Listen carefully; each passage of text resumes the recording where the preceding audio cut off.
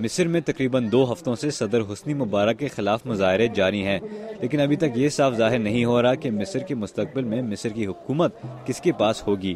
کیونکہ مصر خطے میں اتنا اہم ملک ہے، صدر اوباما اور ان کی انتظامیہ بہت احتیاط سے اپنا رد عمل پیش کر رہے ہیں، لیکن امریکی think tank Washington institute for Near East Policy سے تعلق رکھنے والی ڈینا گرگس کا کہنا ہے کہ اس احتیاط کے باعث اوباما انتظامیہ کی جانب سے متضاد اشارے دیکھنے میں آ رہے ہیں۔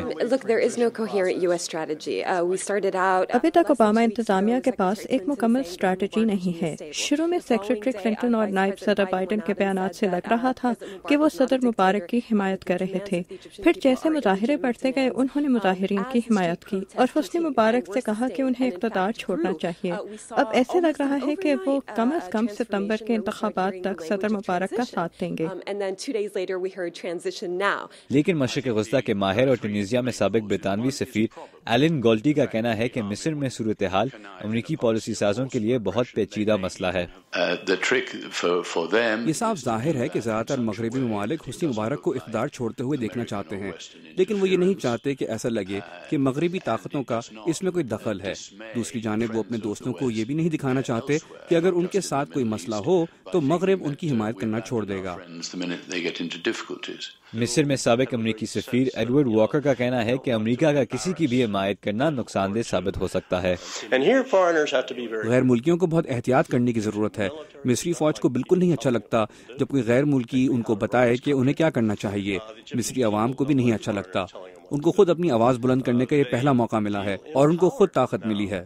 لیکن مصر میں صورتحال کی وجہ سے امریکہ میں کئی اور تحفظات کا بھی اظہار کیے جانے لگا ہے، خاص طور پر اسرائیل کے حوالے سے۔ مسلم بردرہڈ نے بھی، جو ایک انتہا پسند تنظیم سمجھی جاتی ہے، مصر میں ہونے والے مظاہروں میں حصہ لیا۔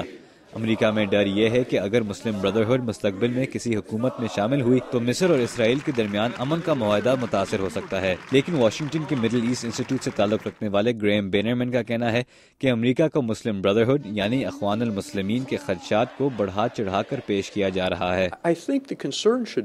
مسلم بردرہڈ مصری معاشرے کا ایک حصہ ہے اور ہم کو یہ نہیں توقع رکھنی چاہیے کہ وہ حکومت کا حصہ نہیں ہوں گے۔ مسلم بردرہڈ خود ایک بہت متنوع تنظیم ہے۔ ہمیں یہ امید کرنی چاہیے کہ اس تنظیم کے اندر جو ماڈریٹ آوازیں ہیں وہ سامنے آئیں۔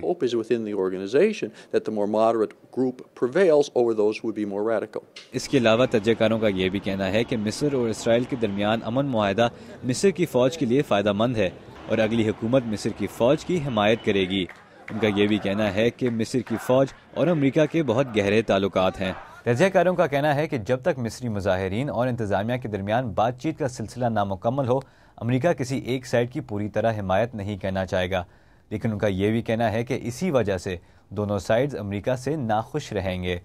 رضا نقوی، اردو، VOA، واشنگٹن۔